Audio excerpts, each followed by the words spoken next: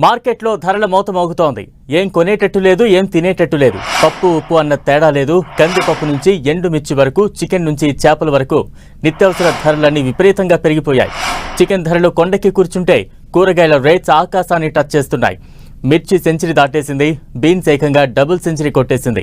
సంతలకు, మార్కెట్లకు వెళ్లిన సామాన్యులకు సరుకుల ధరలు చురుకు పెడుతున్నాయి. మార్కెట్లో ఏ కూరగాయ ధర విన్నా సామాన్యుడికి దడ పుడుతోంది. ఏదైనా ఐటెం కిలో తీసుకుందామంటే డబ్బులు సరిపోవు. పోనీ అర కేజీ తీసుకుందామంటే ఒక్క పూటకు సరిపోదు. దీంతో ఏం చేయాలో తెలియక సామాన్యులు తలలు పట్టుకుంటున్నారు. కొందరు కూరగాయలు పెరిగిపోవడంతో పప్పులు తీసుకుందామని షాపులకు వెళుతున్నారు. ఇక అక్కడ ధరల పట్టిక చూసి అవాక్కవుతున్నారు. ఏ పప్పు రేటు చూసినా 100కు చెరువులోనే ఉంది. ఇక కందిపప్పు అయితే సామాన్యులను కలవరపెడుతోంది. కందిపప్పు రేటు డబుల్ సెంచరీ కొట్టేందుకు ఊగిసలాడుతోంది. ప్రస్తుతం కందిపప్పు ధర 180కి చేరింది. అలా అయితే ఎలా కొంటామని సామాన్య జనం ఆవేదన చెందుతున్నారు. ఇక ఆదివారమని చికెన్, మటన్ షాపులకు వెళ్లిన నాన్ వెజ్ ప్రియులకు అక్కడ వేలాడే బోర్డులు షాక్ ఇస్తున్నాయి. చికెన్ ధరలు ట్రిపుల్ సెంచరీ కొట్టి నాట్అవుట్ అంటూ మంచి ఫామ్లో ఉన్నాయి. ఇటు చేపల ధరలు కూడా అదే స్థాయిలో ఎగిరెగిరి పడుతున్నాయి. చేపల వేట నిషేధం ఉండటంతో ఫిష్ రేట్స్ వారం వారం విపరీతంగా పెరిగిపోతున్నాయి. ఇలా పెరుగుతున్న నిత్యావసర ధరలు వంటింట్లో కాదు సామాన్యుల గుండెలపై మంట పెడుతున్నాయి. పేదోడి కడుపులను మాడగొడుతున్నాయి. చిన్న చిన్న కూలీ పనులు చేసుకుని కాలం వెళ్లదీసే పేదోళ్లకు మెతుకులు దూరమవుతున్నాయి. బతుకులు భారమవుతున్నాయి. ఈ ధరల ధర తీరేదెట్ట, ఈ భారం తగ్గేదెట్ట?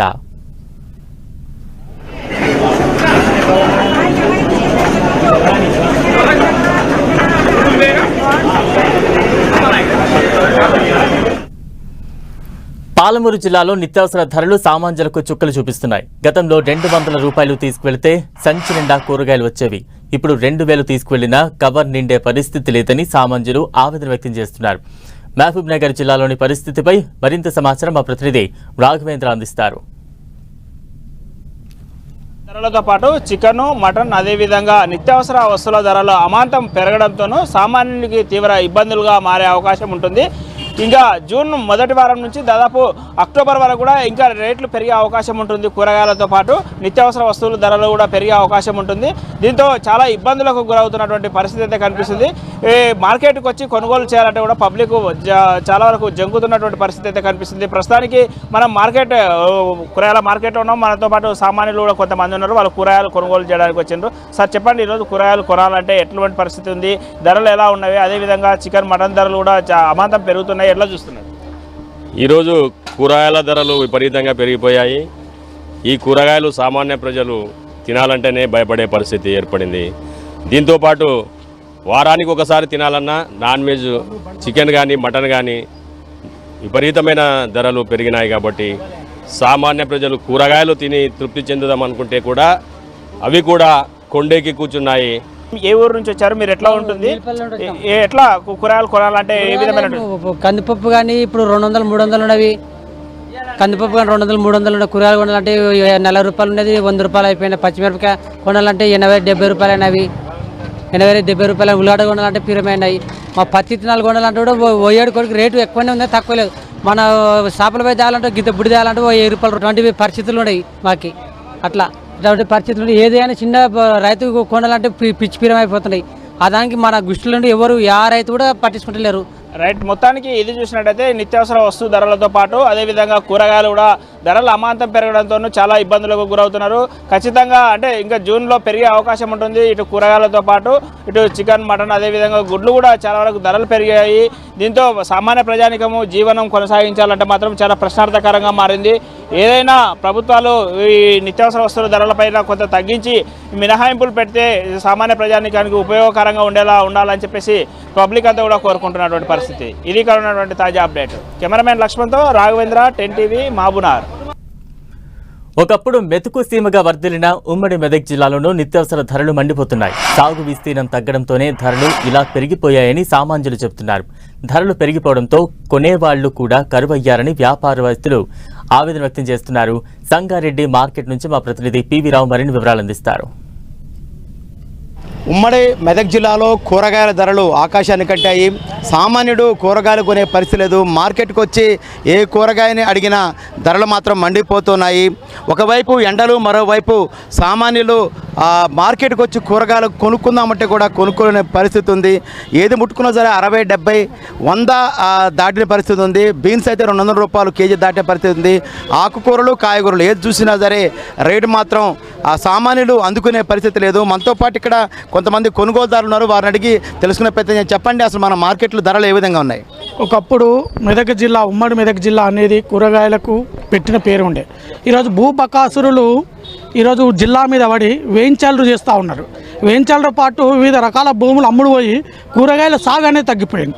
పంటలే తగ్గిపోయినాయి, కూరగాయలని కాదు వేరే పంటలు కూడా తగ్గిపోయి ఈరోజు కొనడానికి కూడా చాలా కష్టమైపోతుంది.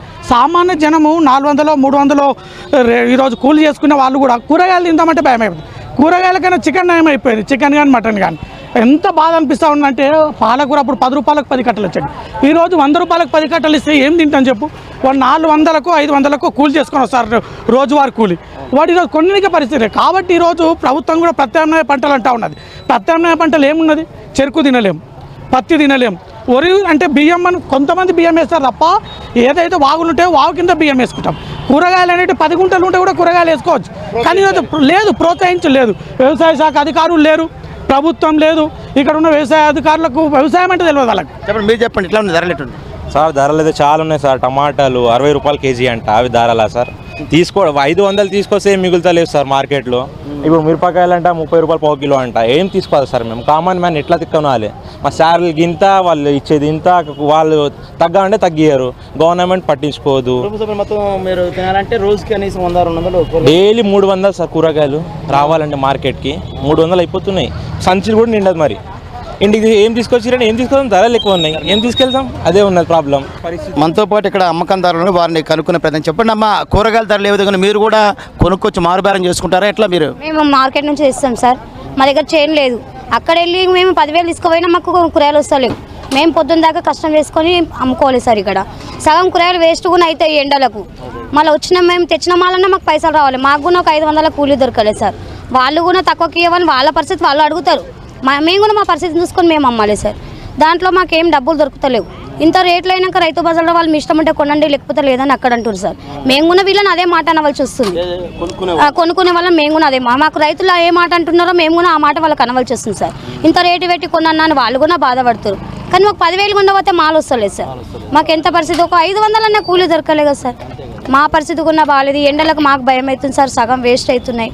మా బాధ కూడా మాకు ఇదే పరిస్థితి. మొత్తం మీద చూసుకున్నప్పుడు కూరగాయల ధరలు మాత్రం ఆకాశాన్ని అంటాయి. మనం చూస్తున్నాం మార్కెట్లోకి పబ్లిక్ వస్తున్నారు. కానీ ఏది కొనుక్కోవాలన్నా సరే 60, 100, 200 తక్కువగా లేని పరిస్థితి అయితే మన ఇక్కడ ఉమ్మడి మెదక్ జిల్లా చూస్తున్నాము. దీన్ని నియంత్రించాల్సిన అవసరం ఎంతైనా ఉందని కూడా ఇటు కొనుగోలుదారులు, అదేవిధంగా మారుబేరం చేసుకునే వర్తకులు కూడా కోరే పరిస్థితి కనిపిస్తూ ఉంది. కెమెరా పర్సన్ వినోద్తో PV రావు, 10 TV, సంగారెడ్డి నుంచి. ఏలూరు జిల్లాలోనూ కూరగాయలు, చికెన్ ధరలు అమాంతం పెరిగిపోయాయి. దీంతో సామాన్యులు మార్కెట్లకు వచ్చి ఖాళీ చేతులతో వెళ్తున్నారు. ఏలూరు జిల్లాలో పెరుగుతున్న ధరలపై మరింత సమాచారం మా ప్రతినిధి శ్రీనివాస్ అందిస్తారు.